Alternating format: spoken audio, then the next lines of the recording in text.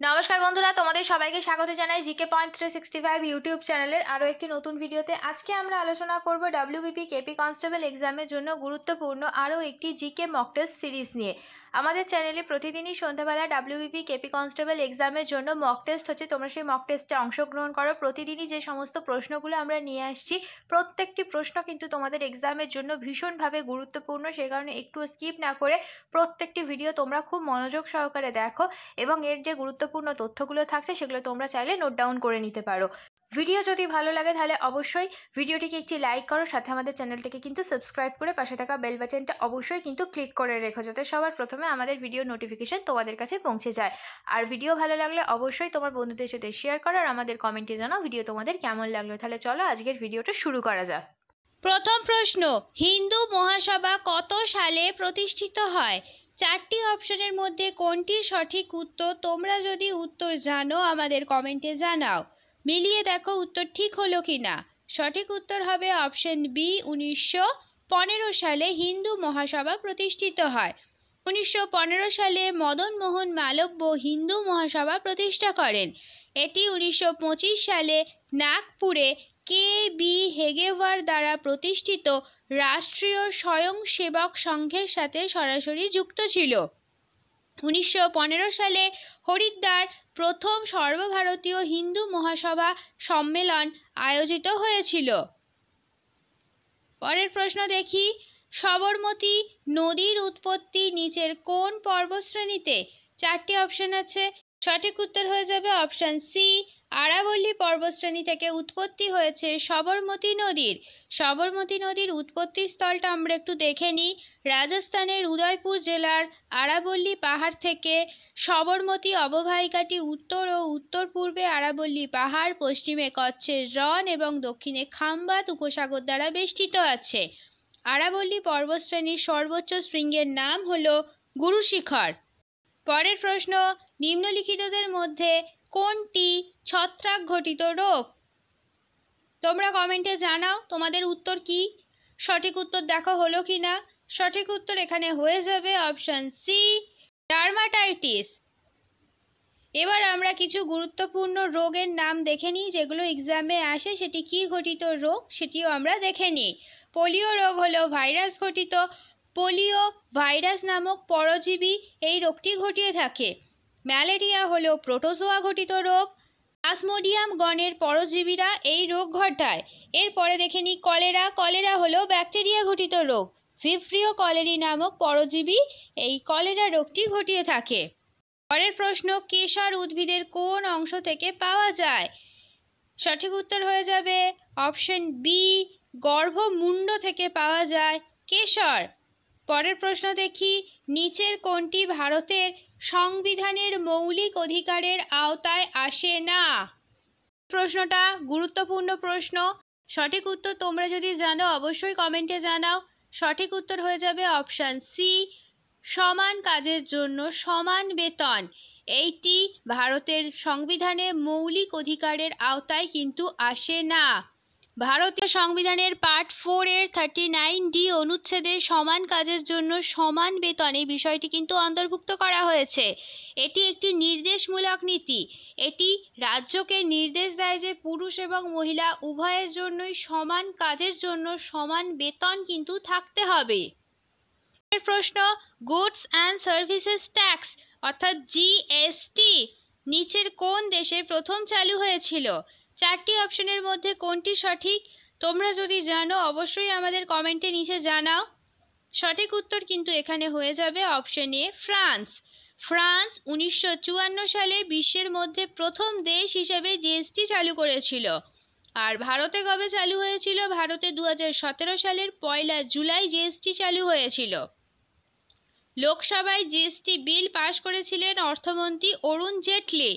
এটি ভারতের সংবিধানের 101তম সংশোধনীর মাধ্যমে কর কার্যকর করা হয়েছিল। সিন্ধু সভ্যতার মহেঞ্জোদারো শব্দটির অর্থ কি? উত্তর হয়ে যাবে অপশন এ, মৃতের পাহাড়। সিন্ধু সভ্যতায় মহেঞ্জোদারো কেন্দ্রটি 1922 সালে রাখাল দাস বন্দ্যোপাধ্যায়ের তত্ত্বাবধানে আবিষ্কৃত হয়েছিল। এটি একটি নগর কেন্দ্রিক সভ্যতা ছিল। আর 1921 সালে দয়ারাম সাহানি হরপ্পা আবিষ্কার করেছিল। 1922-এ হয়েছিল মহেঞ্জোদারো আর 1921-এ হয়েছিল হরপ্পা আবিষ্কার। পরের প্রশ্ন, কোনো দুটি বস্তুর মধ্যে তাদের ভরের কারণে সৃষ্টি হওয়া আকর্ষণ বলকে কি বলে? চারটি অপশনের মধ্যে সঠিক উত্তর হয়ে যাবে অপশন বি, মহাকর্ষীয় বল। মহাকর্ষীয় বল হলো যে কোনো দুটি বস্তুর মধ্যে তাদের ভরের ফলে সৃষ্ট আকর্ষণের শক্তি। এটি একটি সর্বজনীন শক্তি এবং মহাবিশ্বের প্রতিটি বস্তু অন্য কোনো বস্তুর প্রতি মহাকর্ষীয় বল কিন্তু রয়েছে। নিচের কোন পর্বতশ্রেণী এবং তাদের অবস্থান সঠিকভাবে মিলছে না? অর্থাৎ কোনটি ভুল আছে তোমাদের বলতে হবে। চারটি অপশনের মধ্যে সঠিক উত্তর হয়ে যাবে অপশন এ, জাস্কার পর্বতশ্রেণী রয়েছে উত্তরাখণ্ডে। এটি কিন্তু সম্পূর্ণ ভুল।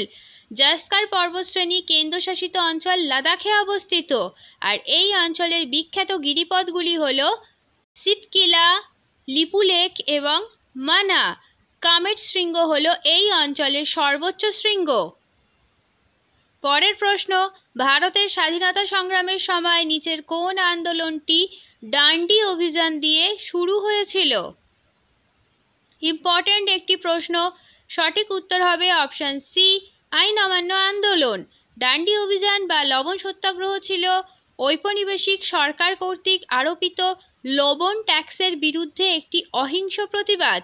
1930 সালের 12ই মার্চ মহাত্মা গান্ধী সবরমতী থেকে ডান্ডি পর্যন্ত হেঁটে যাত্রা করেন এবং লবণ আইন ভঙ্গ করেন। প্রশ্ন দেখে নিই, কোন বছর বিধবা বিবাহ আইন পাশ হয়েছিল? চারটি অপশনের মধ্যে সঠিক উত্তর কোনটি হবে? সঠিক উত্তর হয়ে যাবে এখানে অপশন সি, 1856 সালে। 1856 সালে লর্ড ক্যানিং বিধবা বিবাহ আইন পাশ করেন। হিন্দু বিধবা বিবাহ আইন 1856 সালে প্রণীত ভারতের বিধবার অবস্থা উন্নতির জন্য একটি বড় সামাজিক সংস্কার ছিল। এর পূর্বে 1829 সালে লর্ড উইলিয়াম বেন্টিং সতীদাহ প্রথাও বিলুপ্ত করেছিলেন। হিন্দু বিধবা বিবাহ আইন 1856-র খসড়া লর্ড ডালহৌসি প্রস্তুত করেন এবং লর্ড ক্যানিং পাশ করেছিলেন। পরের প্রশ্ন, ভারতের প্রথম চটকল স্থাপিত হয় কোন সালে? সঠিক উত্তর হবে অপশন বি, 1855 সালে। 1855 সালে বাংলার রিষড়াতে ভারতের মধ্যে প্রথম পাটকল স্থাপিত হয়েছিল। পরের প্রশ্ন দেখে নিই, বৃহৎ স্নানাগারটি কোথায় পাওয়া গেছে?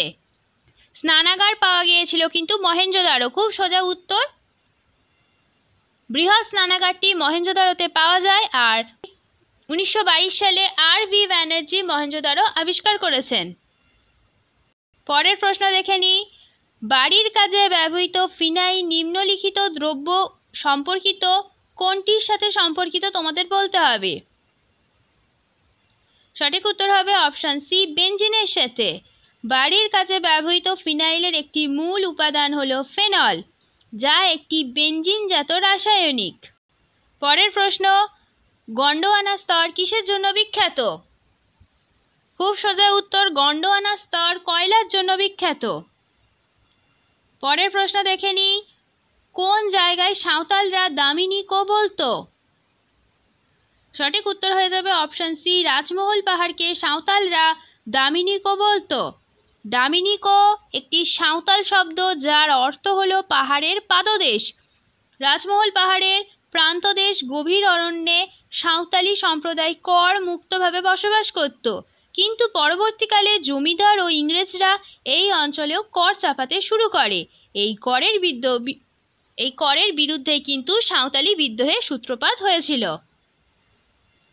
পরের প্রশ্ন, পাট চাষের প্রধান ক্ষেত্র কোনটি? সঠিক উত্তর হলো অপশন বি, পশ্চিমবঙ্গ। ভারতে পাট চাষে পশ্চিমবঙ্গের স্থান প্রথম।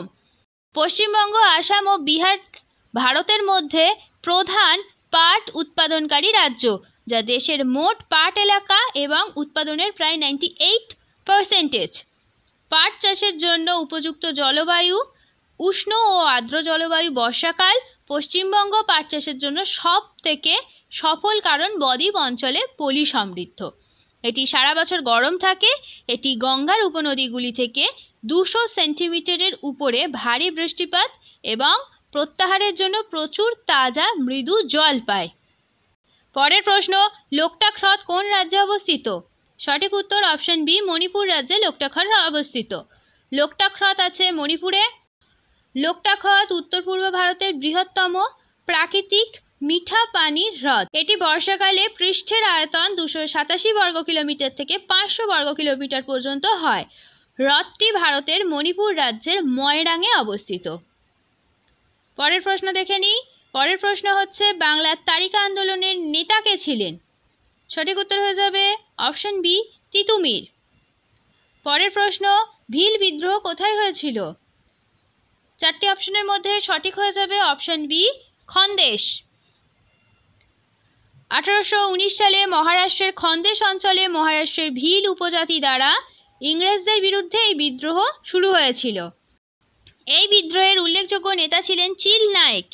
এর প্রত্যক্ষ কারণ ছিল ইংরেজদের খন্দেশ দখল। গেরিলা যুদ্ধের মাধ্যমে ভিলরা ইংরেজদের বিরুদ্ধে যুদ্ধে অবতীর্ণ হয়। মহিলারাও কিন্তু এই বিদ্রোহে যোগদান করে।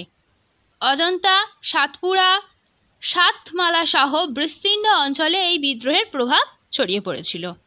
শেষ হলো আজকের ভিডিও। আজকের পর্বে আমরা কিছু গুরুত্বপূর্ণ ডব্লিউবিপি কনস্টেবল এক্সামের জন্য জিকে প্রশ্নের উত্তর দেখে নিলাম। আমাদের চ্যানেলে প্রতিদিনই সন্ধ্যাবেলা জিকে প্রশ্নের উপরে মক টেস্ট হচ্ছে, তোমরা সেই মক টেস্টে অংশগ্রহণ করো। প্রত্যেকটি প্রশ্নই কিন্তু তোমাদের জন্য ভীষণভাবে গুরুত্বপূর্ণ, সেই কারণে একটুও স্কিপ না করে পুরো ভিডিওটা শেষ পর্যন্ত তোমরা দেখো। আশা করছি আমাদের ভিডিও তোমাদের খুব ভালো লাগবে। ভিডিও যদি ভালো লাগে তাহলে অবশ্যই একটি লাইক করো, সাথে তোমার বন্ধুদের সাথে শেয়ার করো, আর আমাদের চ্যানেলটাকে সাথে সাথে সাবস্ক্রাইব করে রাখো এই রকম গুরুত্বপূর্ণ ভিডিও পাওয়ার জন্য। তার সাথে সাবস্ক্রাইব করার সাথে কিন্তু অবশ্যই বেল বাটনটা ক্লিক করে রাখো, যাতে এই রকম গুরুত্বপূর্ণ ভিডিও নোটিফিকেশন তোমাদের কাছে সবার আগে পৌঁছে যায়। তাহলে চলো, তোমাদের সাথে দেখা হচ্ছে পরের ভিডিওতে। ততদিন তোমরা আরও এই ধরনের গুরুত্বপূর্ণ ভিডিও আমাদের চ্যানেলে যেগুলি আছে প্লেলিস্ট করা আছে সেখান থেকে দেখতে থাকো। আমাদের ভিডিওকে এইভাবে ভালোবাসা দিতে থাকো। ধন্যবাদ।